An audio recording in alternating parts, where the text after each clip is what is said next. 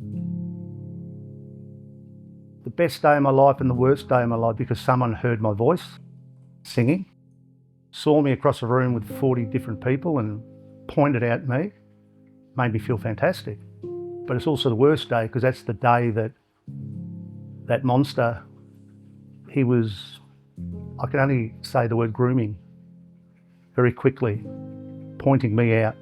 Going to high school, within a couple of weeks I was getting bullied from having a high voice.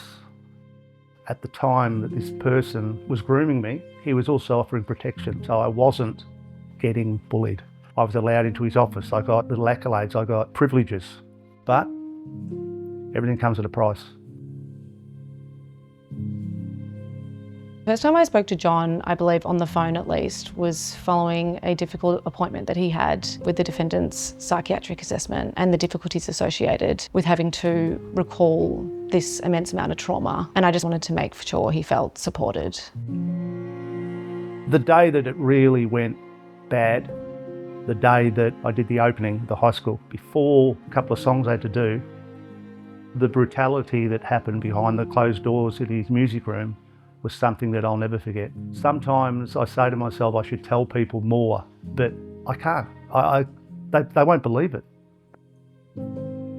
This is one case where arguably it's probably the most severe case of grooming and sexual abuse that I have come across in my time, not only because of the nature of the sexual abuse itself, but to the extent of the pervasiveness and the pathologicalness of this perpetrator's behaviour. I think to myself, why did that happen at 12? Why did I let that happen to me? So I had a choice, bullied, go home, suck it up princess, or go with the flow here of rape and get through the years, just get through it. It almost became a normality. This perpetrator targeted vulnerable individuals, such as John, who were getting bullied. He would provide a safe haven and then would exploit this, sexually abusing them in the most horrific of ways. There were so many victims of abuse here that for an institution to say that this could have either gone unnoticed or unaddressed is just completely abhorrent. The reason I'm here today is to tell my story, and for me it'll be a form of closure. If this whole episode today helps one person to come and pick up a phone and contact my wonderful lawyers from Maurice Blackburn, you're not going to go through another 30 years of pain. We act for lots of victim survivors of child abuse relating to historical abuse claims. Just because an institution is no longer operational or a perpetrator is no longer with us does not mean that there are no options available. At Maurice Blackburn, we are experts in assisting victim survivors in navigating these claims and these issues, so it's important that you come forward and seek advice. The settlement blew me away. To hear the sum at the end, I nearly dropped the phone. It's going to set me up for my future. The main thing which I really wanted, which was the apology letter, means you're taking accountability.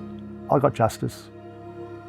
The State of Victoria have offered a letter of apology, allowing John some autonomy about what is in that letter of apology as well. And I think for John, that is probably the major component in being able to move on from this and sort of move forward and move on with his life.